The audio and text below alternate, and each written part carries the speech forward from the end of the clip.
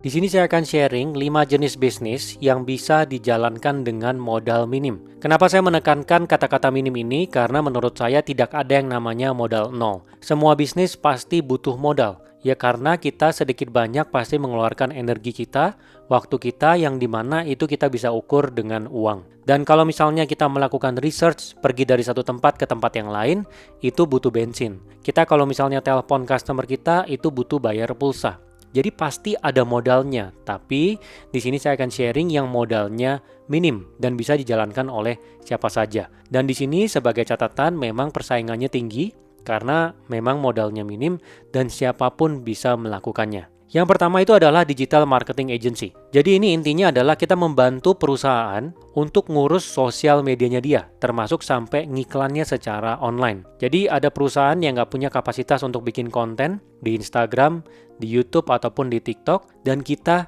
yang bikin kontennya secara rutin. Dan juga kita membantu mengiklankan. Ya kalau misalnya mereka ada menjual barang, kita bantu untuk ngiklanin gimana supaya iklannya ini punya konversi terbaik untuk penjualannya dia. Nah kalau ini nanti sistem pembayarannya adalah bulanan, ataupun ada juga yang sistem pembayarannya itu berdasarkan dengan performa. Jadi bergantung dari negosiasi. Kemudian yang kedua itu adalah branding agency. Jadi membantu perusahaan untuk branding. Nah ini biasanya yang paling banyak permintaannya adalah dari sisi branding untuk UKM. Usaha-usaha yang kecil dan juga mikro yang dimana ownernya ini nggak gitu paham tentang branding. Dan mereka butuh nih bantuan untuk dibenerin dari sisi brandingnya. Dari dia punya logo, terus kalau misalnya dia punya toko offline harus seperti apa, kata-kata yang mungkin dia pakai untuk menajamkan identitas dari perusahaannya. Nah untuk ini ya kalian harus paham tentang branding. Dan ini biasanya one off ya, jadi kalau misalnya mereka ada kebutuhan untuk bikin branding dari perusahaan mereka, kita jalankan selama 6 bulan, 8 bulan, setelah itu selesai. Udah kita akan cari customer baru lagi. Berbeda dengan digital marketing agency yang tadi, itu bisa berulang dari bulan ke bulan, tahun ke tahun. Kalau misalnya oke, ya akan lanjut terus. Dan kalau perusahaannya dia menjadi besar dan kita pakai sistem ada persentase terhadap performa, maka yang kita dapatkan juga bisa semakin besar. Kemudian perusahaan ketiga yang bisa dimulai dengan modal minim adalah video editing agency. Jadi ini perusahaan yang benar-benar fokus hanya untuk editing video. Entah itu bantu kreator untuk bikin video TikTok ataupun YouTube-nya, ya, ataupun kita bantu perusahaan untuk editing video, untuk company profile, untuk iklannya dia, ataupun untuk kebutuhan syuting produk. Nah, kalau ini ya tentu yang harus dipahami adalah bagaimana cara untuk mengedit video dengan baik. Kemudian yang selanjutnya adalah IT house. Nah, IT house ini intinya adalah membantu orang untuk bikin website ataupun aplikasi. Jadi orang ada inquiry, mereka punya perusahaan, nggak ada website, kita bantu bikin websitenya setelah tahu perusahaannya seperti apa. Ya nanti ada yang bisa mungkin kita terima desainnya dulu lalu kita bikin, atau bisa all in one. Kita yang cariin desainernya, kita pikirkan bagaimana layout yang terbaiknya dan kita bikin websitenya ataupun aplikasinya. Dan ini modelnya ada juga yang one off, ada yang rutin. Jadi sudah dibikin websitenya terus bayar biaya maintenance. Jadi kalau misalnya ada apa-apa, maka tektok ke kita. Kemudian yang selanjutnya adalah event organizer. Nah ini intinya adalah membantu orang lain untuk organisasi acara. Bisa untuk wedding ya yang paling banyak, ataupun bisa juga untuk corporate event. Intinya adalah organisasi acara. Dan ini harus bisa koordinasi dan paham bagaimana alur dari acara tersebut harus dijalankan. Nah jadi kira-kira 5 ini. Nah di sini saya ingin kasih pemahaman ya. Ini semua bisa dijalankan dengan modal minim dan bisa dijalankan sendiri dulu. Kalau misalnya kalian nggak ada skillnya, misalnya tadi kalian bilang, branding agency bisa, tapi kan saya nggak ngerti branding. Kalian bisa belajar dulu branding atau menggandeng partner. Jadi semua ini bisa gandeng partner. Misalnya kalian nggak ngerti konten, ya kalian adalah orang yang akan mencari customernya. Ketok pintu ngomongin bahwa kalian bisa bantu digital marketing. Tapi di samping ada partner yang ngerti tentang bagaimana cara bikin konten. Nah ini kan masih modalnya minim. Benar-benar hanya keluarin energi dan waktu berdua. Branding juga sama, video editing juga sama, IT house juga sama, event organizer juga sama. Ya jadi ada partner yang jago di bidangnya yang kita kerjain bareng, kita cari customer, dia yang kerjain ranahnya untuk si customer ini. Dan ini wajib sekali kalian sebagai founder untuk mengerjakan sendiri dulu semuanya. Ya jangan buru-buru untuk merekrut karyawan. Kenapa? Supaya kalian paham dengan proses bisnisnya. Bisnisnya itu seperti apa sih? Cari customernya itu seperti apa sih? Tektokan sama customer itu gimana? Bikin perjanjian itu gimana? Invoicing itu gimana? Jadi kalau kalian sudah tahu alurnya dari ujung ke ujung, sampai udah kelar nih, puluhan klien kalian udah akomodir, barulah kalian pikirkan, oke, ini kalau mau nambah karyawan, akan seperti apa nih delegasinya. Pelan-pelan kalian delegasikan, sampai di ujungnya, kalian bersama dengan partner itu hanya supervisi, bawahan kalian yang menjalankan proyeknya. Jadi didelegasikan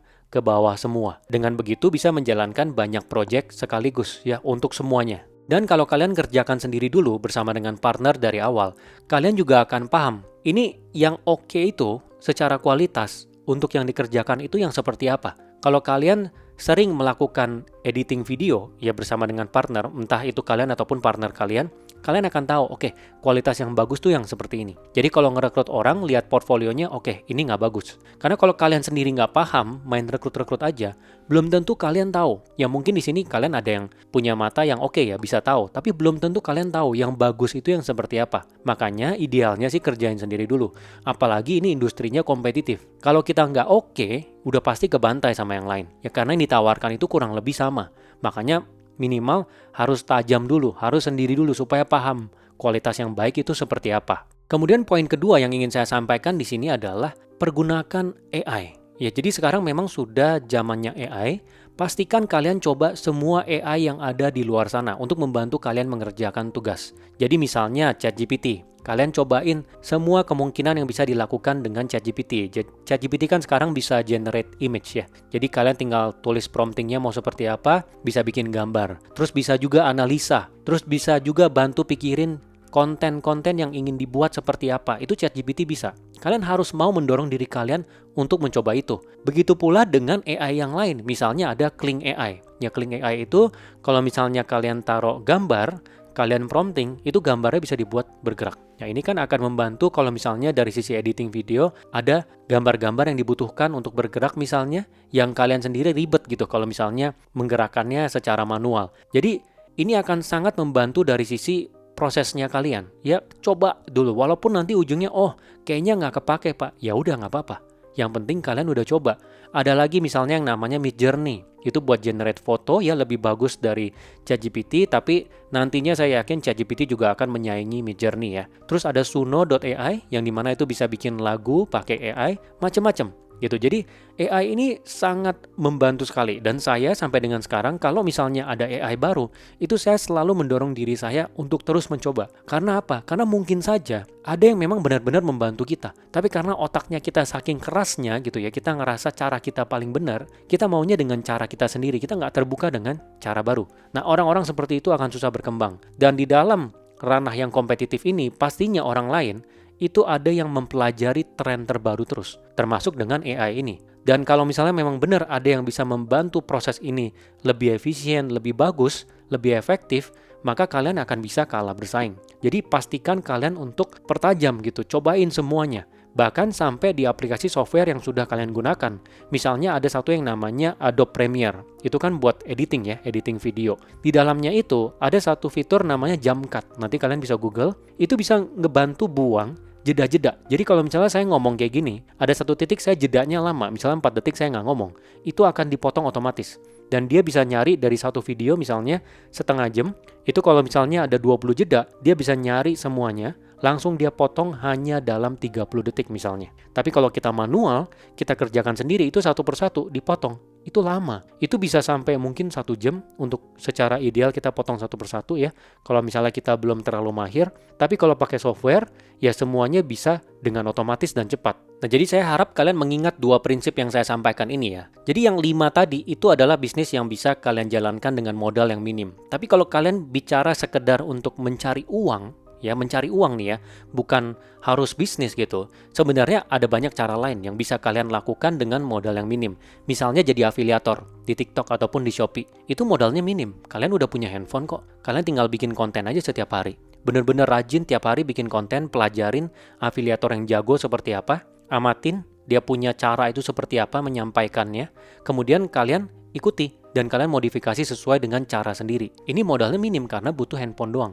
Jadi konten kreator juga modalnya minim, sama. Karena sekarang kita zamannya adalah konten itu konten yang real, ya konten yang nggak terlalu sampai bener-bener bagus banget. Ya orang kalau misalnya lihat kontennya ini bener-bener real, dari orangnya dengan otentiknya dia, itu bisa naik juga. Banyak kok yang konten sampai ratusan ribu views, jutaan views yang dia modelnya tuh real.